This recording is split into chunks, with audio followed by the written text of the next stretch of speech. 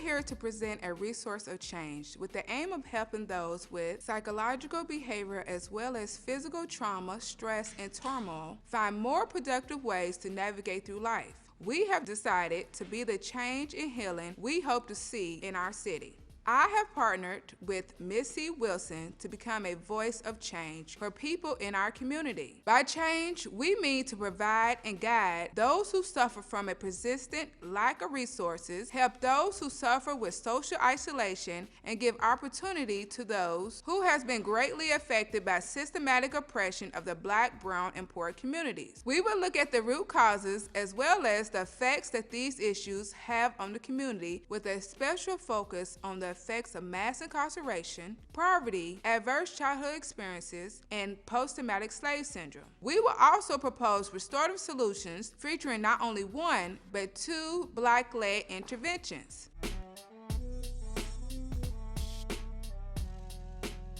Post-traumatic slave syndrome, which is an uncommon term from Joy DeGarvey that explains intergeneration trauma that has impacted the thought process of disparaged people of African descent.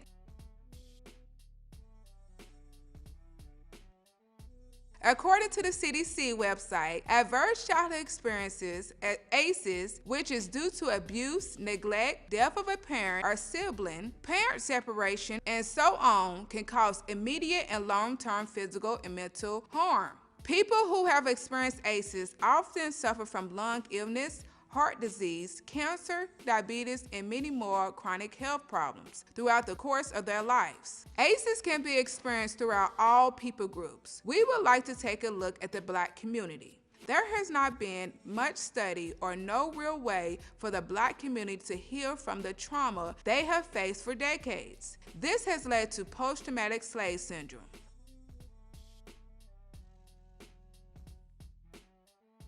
STEP stands for Sisters That Elevate Purposes, because we're always trying to help and heal people, and I just really believe that the woman, if she's together, she could really move the family. I want to help motivate and uplift our women. So STEPs, we don't just work with women, we also work with the family. So our goal, if a woman and their dad, they're not together, we still want to provide resources for the dad, because we feel like, believe that the foundation is as stable as the parents. If a person comes into our building, we will first meet them and greet them at the front door and just love on them and talk to them and introduce ourselves. And then we will get into what are their needs, what are they going through, what is going on. Then we will provide other resources. And so they may be able to get their hair done, they may need our child care, they may need our family mentoring, where we have partnered with families to walk these families through life, to help them, to encourage them, and tell them the things that they were able to use, and introduce them to some people that will be able to help them out. It's access. I had mentors and life coaches, but I believe they really gave me that access. I see therapy and cosmetology coexisting together because myself, I am a stylist. I received my cosmetologist license in 2010, and I noticed so many conversation that was going on amongst the women and the men that I was styling the hair. I was like, wow, this could be an actual healing, counseling type therapeutic space. Everything that I was able to go through, it has built me to be able to help other people in our community. We want just a holistic approach to our families to help them get to where they need to be. The trauma is also physical. It causes physical pain. They're able to receive massages and go through our healing track. They will have the salon track, where we will hire either stylists that have been already working at a salon, or stylists that has graduated from cosmetology school, because we want to be a support for them. So we want to provide a safe therapeutic place for them to build, but also provide a service for our clients. the beauty of our outside makes us feel good inside. You know, if we go to get our hair done, we go get a scalp treatment, a facial, it just lifts us up, makes us feel good. And then the connection in the Black community, we just form so many connections and networking within our barbershops and hair salons.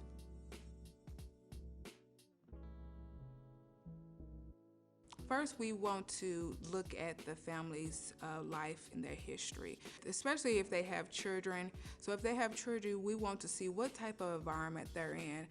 Do they need housing? Do they need food? What are their needs? What are their immediate needs, first of all? And then we would get to how the family dynamic is working. A lot of times with trauma, like Joy said, our thought process can affect what we really want to do. And so sometimes we got to go through a training or a healing to get us back to actually where we want to be. And so we would look at the family dynamic and see, okay, are the parents working together to be a family to provide the needs of the children? And if not, if they're doing well, okay, but if they are not and they need some help, we will provide the resources they need. And so I know some families need that lawyer to work out custody and child support issues, but we want to be that help and resource. So many moms feel so hopeless because they don't have the funds to be able to hire lawyers or people to help them. We want to provide life skills, parenting classes. Your child needs to go to the doctor, their child going to the dentist, to help them get on a track where they are functioning at a maximum extent to help them move forward.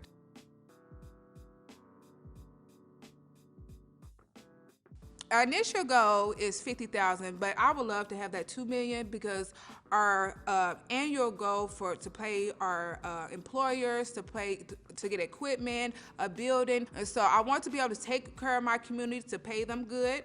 I want to be able to have the facility to meet the needs of the community. So whether it's that therapeutic where they get the massage, they get their hair done, they be able to have the child care.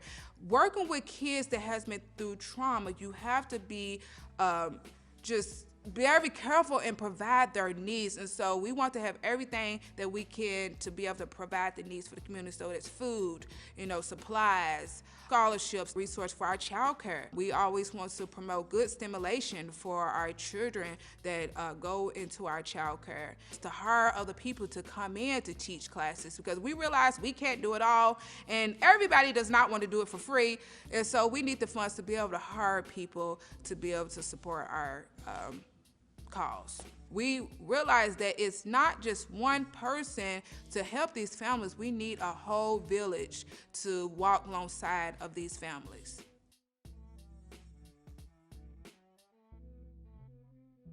I had thought about the kids, the youth down here in the West End, but I really want to target the ones that's locked up for petty issues or whatever. Them are the ones who I want to grab and bring them to this house so they won't commit no more crimes or anything, and they won't have to go 5 hours away because they just stole a pack of bubble gum or something like that. So if I can grab them, get a hold of them, talk to the lawyer and the judge and have a contract going, okay, instead of you seeing Bobby to boot camp down here in Paducah, you can send them to the West End of Louisville on 39th and Market to Mitzi's Safe House.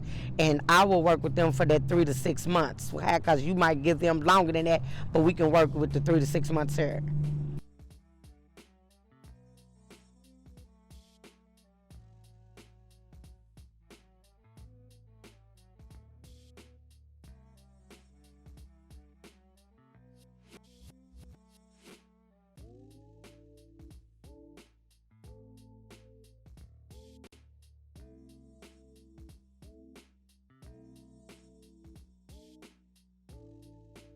We at 39th and Market.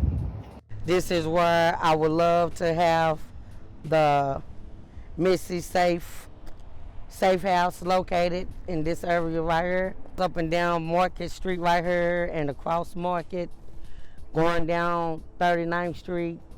That's why I chose right here so they can see the good things that's going on right here in this spot out of that house.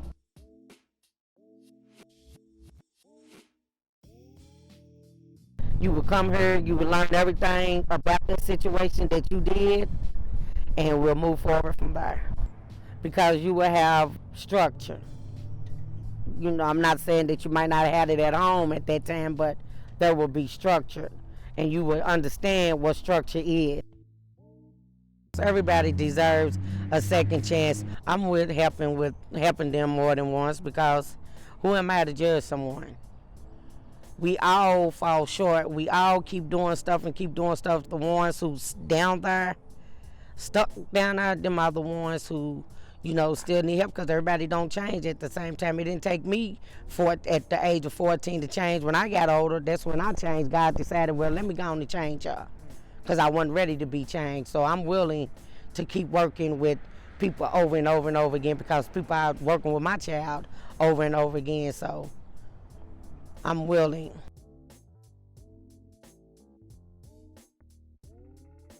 I will bring the guys that have been incarcerated on the same level as they had, that they got charged with whatever they out here doing, to show them that, okay, this is his story. Pay attention to his story, and his story is going to help you. So that's how I will team them up with that, with someone who had already have done time or anything, that, and let them know how they changed. I have people that's with over AAU team. If they want to do that, I can find someone who's in the music business, or whatever it is that they want to do, and they trying to pursue it. We will have people in that area to come and talk to them and get them engaged in it.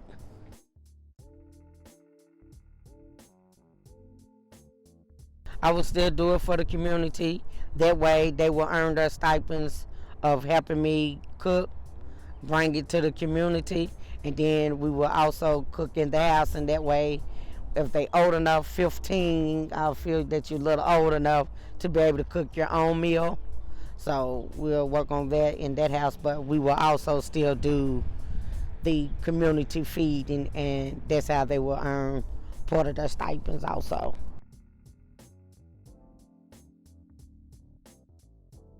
People's already complaining about all the crimes that's going on in the west end of Louisville, and if we keep complaining and not do anything about it, nothing will change. So instead of complaining, that's when you should help build this foundation with me, so we can change. It could be your child that might need to be helped, your family member. So that's why we should help put this right here.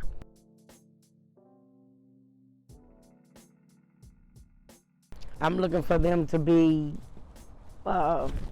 very dependable, motivated in this, because I'm going to sit down and talk to you about my whole plan, what my vision is, what I want to come up out of this, and either they tell me yes or no, but I do already have a staff in mind who I want to use, and I know that they are very dedicated. So them are the ones that I'm really targeting right now, and I know that it's going to work out.